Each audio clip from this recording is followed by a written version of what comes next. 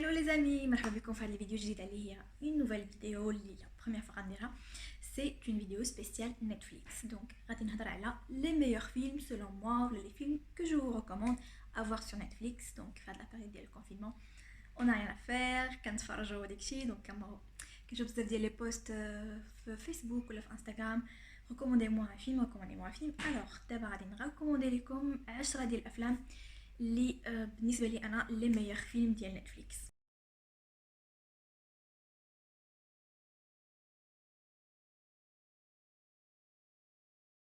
غادي نبدا باول فيلم اللي هو Gone Girl. الوغ غنخلي لكم بيان سور بتيت مينياتور كيلكو بار باش تقدروا تقلبوا على لو فيلم الا كيعجبكم. الوغ هذا لو فيلم Gone Girl اللي لعب فيه دور البطوله بن افليك. هذا الفيلم فيه تقريبا ساعتين ونص، يعني دو كوا سوكوبي فريمون. فيه ساعتين ونص والفيلم ليستوار ديالو سي كو بن افليك اللي كيلعب دور ديال نيك كان مزوج مع واحد لا فام ديالو يعني ايمي، و في لانيفرسير 5 انيفرسير ديال المارياج ديالهم نيك كيفيق صباح داك الصباح ما كيلقاش لا فام ديالو، ما كيلقاش مرتو، وكيديكلاري لا بوليس بانها elle a été disparue، اختفت، ما كيعرفاش فين مشات. كيبداو يقلبوا لا بوليس، كيبداو يقلبوا، يعني ما كيلقاوش في الاول غران شوز. ملي كيمشيو للكراج اللي يعني برا على الدار كيلقاو كلكو تراس دو لوت بحال اللي شي حد ضارب تما ولا، يعني كيبداو يتسائلوا الناس، كيبداو يتسائلوا لي ميديا لي جورناليست ايتترا، كيبداو يقلبوا ليه في حياته باش يفهموا وكيبداو يشكوا فيه بانه هو اللي قتل مرتو. المهم واحد الفيلم اللي سسبانس حتى الاخر، نهايه غير متوقعه مره. يعني الا كيعجبكم هذوك لي فيلم تريلر اللي ماشي في الاخر يعني داك البطل كيتزوج مع البطله وسال الفيلم، لا با دو تو، يعني نهايه غير متوقعه و بلان دو روبونديسمون. الفيلم كله شافوك تقول قتلها ما قتلهاش، قتلها ما قتلهاش حتى لا فان. دونك الى كيعجبكم هذا الجور دو فيلم allez regarder Gone Girl.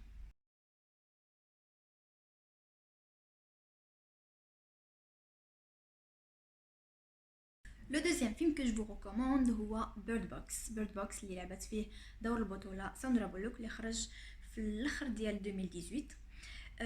في هذا الفيلم كاين فيه شويه ديال الخدعه وشويه ديال الميستير.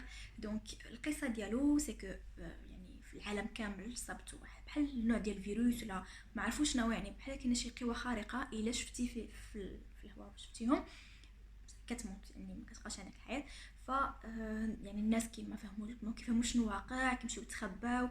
فسوندرا من بعد كيلكو زاني مع هادوك كانوا تجمعوا في واحد الدار مع كيلكو زعمي ولا كيلكو ريفوجي اللي بقاو صافي ساكنين في ديك الدار، وغطاو يعني البيبان، غطاو كلشي على الضو، ما بقاو كيشوفوا والو. وواحد النهار تقلب كلشي. دونك elle avait retrouvé l'amour, elle avait retrouvé l'équilibre, etc. Elle a eu 2 enfants. Je vous laisse regarder. وواحد النهار elle se trouve obligée باش غادي تهرب هي وهذوك الوليدات الصغار باش تمشي لهداك الملجأ الوحيد اللي كاين اللي ما يقدروا يعني يعيشوا فيه، اللي ما كاينش فيه هذيك يعني هذوك ديك لي كرياتور اللي انديفينيسابل دايوغ. فباش يمشيو لتما الطريقه الوحيده اللي يمشيو، لانهم مغمضين عينيهم، كيبقاو مغمضين عينيهم نهار كامل اللي حلوا كيموتوا. فباش يمشيو لهذيك البلاصه غادي ياخذوا لا ريفيير، هذيك لا ريفيير اللي فيها الماء بزاف، فيها بحال شلال، يعني سي تري تري دونجرو. وخصهم ياخذوا ديك لا ريفيير لي زيو بوندي، يعني هم مغمضين ما يحلوش عينيهم، هي وهذوك جوج وليدات. عرفتي واحد الفيلم فريمون زوين في الاخر كيعجبك الحال. ساندرا بولوك واحد الممثله اللي واعره بزاف وكتقن الادوار ديالها. هذا الفيلم كان يعني حقق ايرادات كبيره كبيره كبيره في السينما فاش يلاه خرج.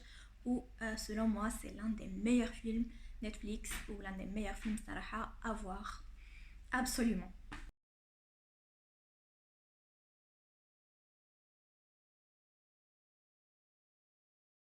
Le troisième film que je vous recommande اللي هو The Invisible Guest. C'est un film espagnol اللي زوين بزاف. C'est un film اللي خرج في 2017.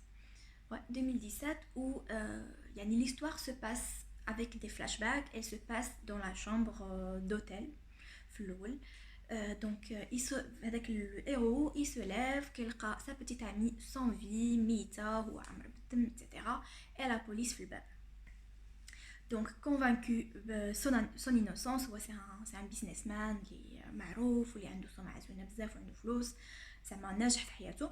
إلونجاج واحد لافوكات اللي واعرة اللي معروفة على الصعيد الوطني etc اللي تري ريكوني بأنها كومبيتونت. دونك إلونجاج باش يعرف الحقيقة بوغ بروفي سون إنوسونس. تماك je vous dis pas plus parce que je veux pas vous spoiler. ما بغيتش نخسر الفيلم ونقول لكم la fin. Mais alors la fin vous pouvez tout imaginer sauf la fin داكشي اللي غيوقع. عرفتي الفيلم كامل كتبقى تقول هو قتل هو ما قتلش هو قتل لا وقعت لا هكا ها اللي قتلها. et à la fin la fin est juste inimaginable. يعني لا عزيز عليكم un peu les enquêtes داكشي اللي ميستيريو كتبغي تكون ذكي بحال داكشي ديال كونان بحال هكا كان خصك تكون ذكي باش تعرف لا فان.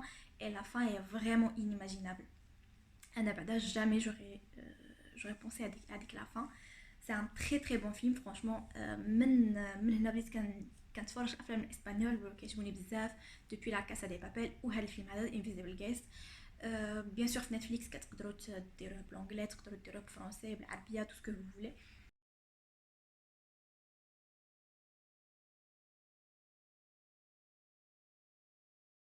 رابع فيلم اللي نبغي نريكوموندي لكم هو الفيلم ميراكل ان سيل 7 يعني معجزه في الزنزانه 7.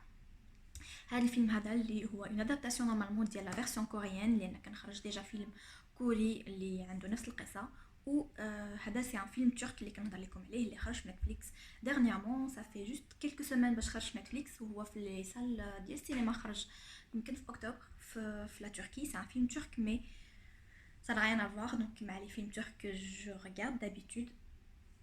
il est trop bien mais attention sortez les mouchoirs. c'est un drame من الاول حتى الاخر وانتم تبقاو تبكيو تقولوا علاش شنو خاصني. c'est un très très bon film صراحه. l'histoire ديالو c'est un père qui s'appelle Memo اللي عنده un retard mental يعني عنده إعاقة ذهنية وكيعيش هو كيسرح زعما هكا لي موتون داكشي وكيعيش مع بنته اللي عندها 7 سنين اوفا اي سا غرامير. دونك واحد النهار كي اكوزيوه بالمارتر ديال البنت ديال الكوموندون ميليتير اللي كان دايز حتى دار ديالهم اللي ماتت وغادي اكوزيوه اتور يعني غادي يظلموه. وشنو هو الحكم ديالو؟ غادي يكون الحكم ديالو هو لا بين دو مور يعني الاعدام. غادي قبل ما يتحكم بيان سور بالاعدام غادي يتشد في الحبس دونك لما يتم المحاكمه ديالو وداك الشيء وغادي تحبس في الزنزانه رقم 7. من هنا جاي ليستوار ديال الفيلم يعني لو نون ديال الفيلم السميه ديال الفيلم. وفديك الزنزانه رقم 7 صحابو يعني صحابو الناس اللي ساكنين معاه تاع عرفوه قتل بنت صغيره بيان سور ما قتلهاش مي ما عارفينش. غادي يشدوه غادي يعطوه العصا يتكرفسوا عليه يعني كيحاول باش يتادابتا مع هذيك الحياه الجديده اللي تالمو ديفيسيل. هو مسكين ما كيفهمش يعني اللي غوتاردي واخا كيضربوه داكشي ما كيفهمش علاش ضربوه ما كيفهمش بان ما خصوش يقرب منهم هو بالنسبه له صحابو. وبنته ديال 7 سنين اللي زعما ذكيه تبارك الله عليها ايتو واخا عايشه مع جدتها كتحاول تلقى يعني اون سوليوشن باش تبروفي لينوسونس ديال سون بير وتبرئوا من هذيك التهمه لان هي مقتنعه وعارفه بان الوالد ديالها بريء 100%. هذا الفيلم سي ان درام سوبر بيان في صراحه. هذاك الممثل اتقن الدور يعني ما كتحسش به نهائيا يعني هو ديجا ممثل معروف في تركيا يعني ما كتحسش به نهائيا كيمثل كتصحابك يعني هكاك داير في الحياه بانه هكاك داير تالمو يجو تري تري بيان. وهذيك البنت الصغيره هي الا جوات تري بيان يعني كيمثلوا صراحه بواحد الاحترافيه غيان ادير. هذاك لو فيلم تري بيان شفتو كو ديرنييرمون يعني اخر فيلم تقريبا تفرجت فيه في نتفليكس هو هذا اي فرانشمون جو فو لو ريكوموند فيفمون.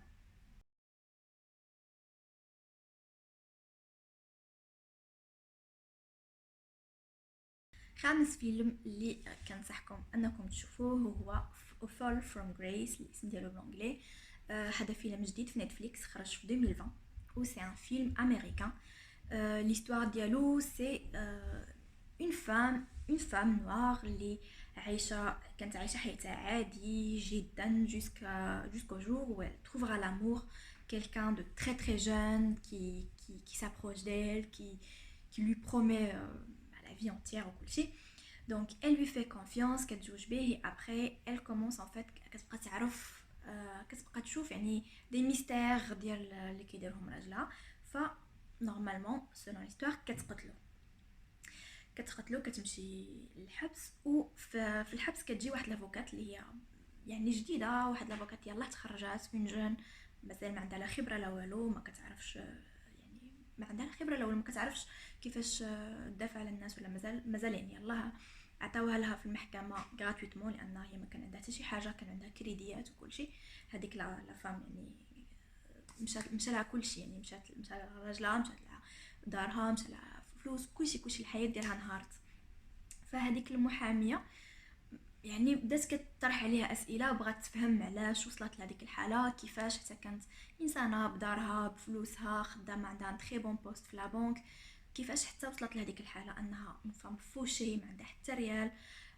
بالعكس عليها الكريدي، انها قتلت راجلها متهمه بالقتل ديالو، والادله ديالها يعني واضحه جدا انها هي قتلته. فهذيك المحاميه كتحاول تفهم، وهنا كنشوفوا بعض الاحداث اللي فريمون مثير للجدل، وتما كتعرف يعني لافان كيفاش حتى وصلت لهذيك الحاله. سي ان فيلم اللي في الاول كيبان لكم فحال لي رومانس ايتترا، مي يا ان بتي كوتي حتى هو تhriller، ان بتي كوتي درام qui est très très bien fait. D'ailleurs زعما هذا فيلم جديد و il est très très bien fait صراحه، l'histoire est très émouvante.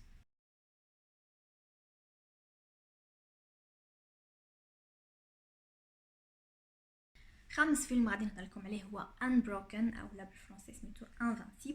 هذا الفيلم اللي خرج في 2015، سي با ان نوفو فيلم اللي يلاه خرج، مي يميريت حتى هو سا بلاص، هي تري بيان في.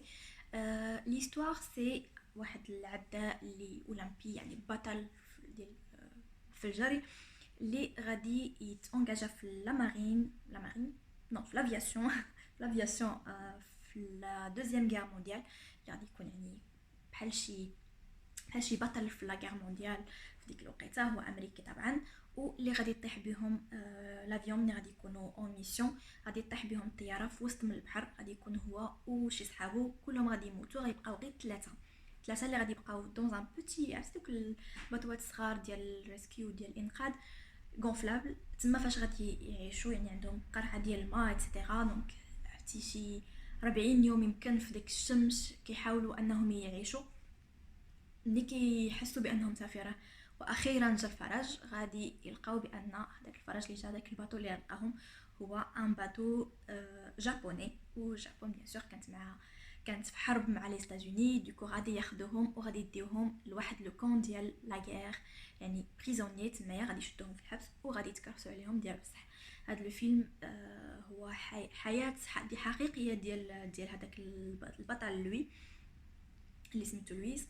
و فيلم كيجسد يعني جزء من الحقيقة، يعني هو يعني قصة واقعية، ماشي فيلم من وحي الخيال ماشي حاجة، هو قصة واقعية، وصراحة مثلوه بطريقة رائعة جدا. وكيف قلت لكم فيلم ديال 2015 وراه فيه ساعتين وشي حاجة، دو كوا سوكيبي الصراحة.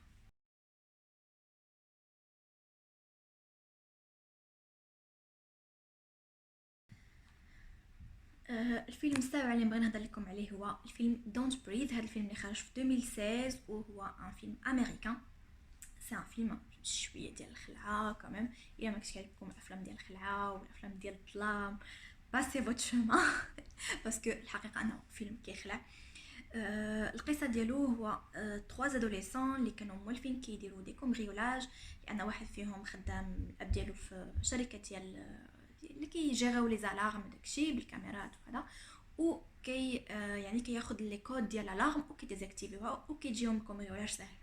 واحد المره كيكتشفوا انه يعني كاين واحد راجل كبير في لاج ان فيو اللي افوغل ما كيشوفش اون بلوس، واللي ملي مات بنتو ولا عنده يعني اون بتيت فورتون، عنده اون بتيت فورتون اللي خازنها في الدار ما حطهاش في لا بنك، عنده ان كوفر فور، وغادي يحاولوا باش انه يمشيو يكومبريوليو هذيك الدار ويسرقوا هذوك الفلوس كاملين.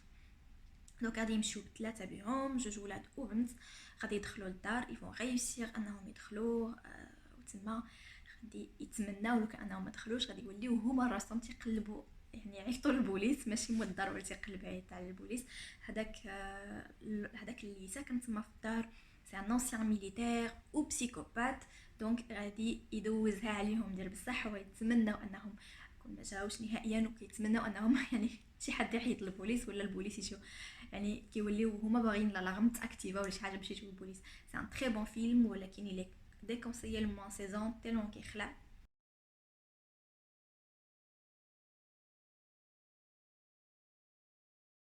الفيلم رقم 8 اللي غادي نقول لكم عليه هو الفيلم سبليت. الوغ هذا الفيلم هذا اللي خرج في 2017 كيحكي على القصه ديال كيفين، اللي عنده انفصام في الشخصيه، اللي سكيزوفرين وكيعيش ب 23 شخصيه اللي كومبليتمون ديفيرونت. الشخصيه ديال واحده امراه، الشخصيه ديال واحد طفل صغير، الشخصيه ديالو الحقيقيه ديال يعني واحد لا بيرسون ظريف بزاف واللي عانى من العنف وداكشي.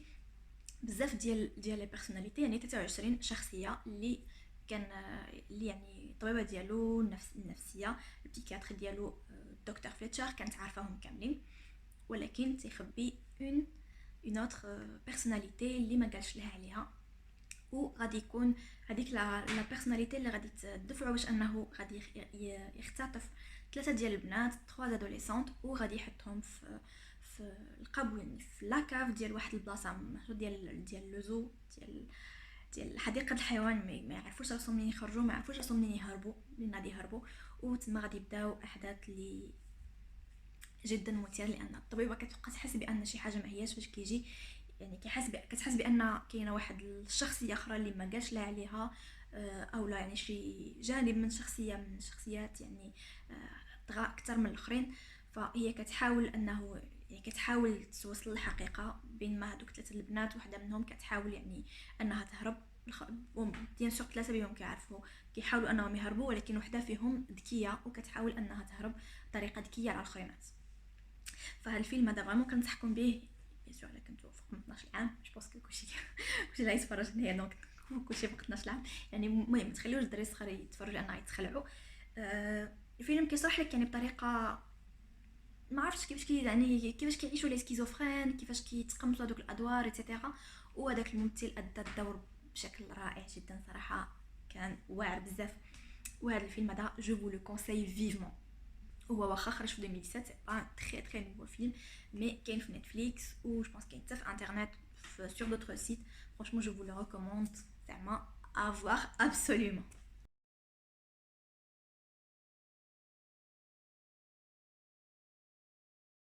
Le film numéro 9 dont je vais vous parler هو le film Fracture ou la fracture en anglais. هذا الفيلم هذا اللي خرج en 2019 وحتى هو سي ان فيلم ميستير، يعني لا فان ديالو ما كتكونش باينه.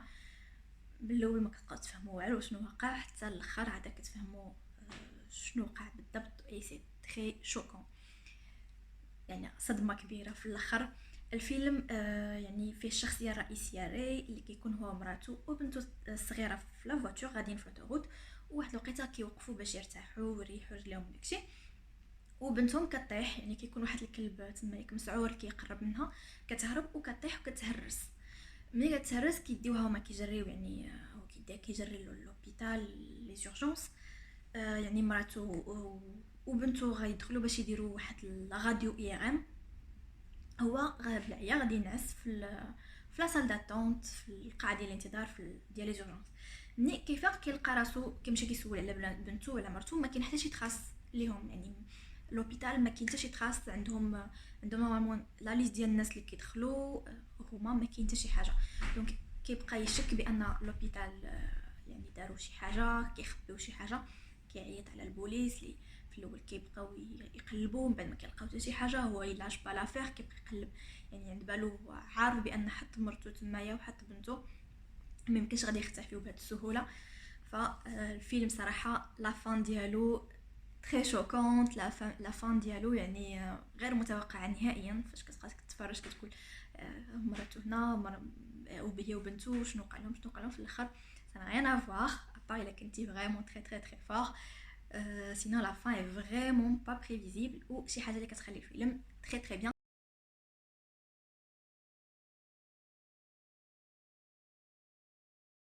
اخر فيلم اللي نبغي نهضر عليه هو الفيلم سنودن. سنودن هو قصه حقيقيه خرج في 2016 هذا الفيلم، والاحداث ديالو كانوا وقعوا الاغلبيه في 2012 2013. لو فيلم كيعاود القصه الحقيقيه والحياه، يعني ماشي حياه كامله ولكن شنو وقع في هذيك لا بيريود ديال هذاك الانسان اللي كيلعب في، يعني لو ايرو ديال الفيلم سميتو الحقيقيه سنودان، يعني الكنيه ديالو. وفي الفيلم كيوري بانه يعني كان انجيني دانفورماتيك اللي كيدخل يعني يحقق الحلم ديالو انه التحق بالسي اي اي في الميريكان في لي ستازوني. ومن بعد من بعد مني واحد المره يعني بالصدفه كيكتشف يعني النظام اللي دايره لي ستازوني والولايات المتحده للتجسس، كيفاش كيديروا حتى كيتجسسوا على العالم كله، يعني كيفاش كيتجسسوا بالكاميرات والبيسيطات اللي كيتجسسوا به على الناس ايتترا. فهو كيقرر باش انه غادي يجمع دي بروف، غادي يجمع دلائل قاطعه على هذا التجسس اللي يعني une violation ديال لو droit de l'homme اللي ما احترمتوش لي زيتازوني، وغادي يخرجها بهذا الشيء في تصريحات للعالم. بيان سور سي غادي تبقى تتبعو، دونك هو غادي يهرب، غادي يمشي لاشين. وواحد المره غادي يتلاقى مع واحد جوج ديال لي جورناليست اللي غادي يخاطروا بحياتهم حتى هما، وغادي يمشيو يتلاقاو به في اون شومبر دوتيل باش ياخذوا من عنده هذوك الدلائل.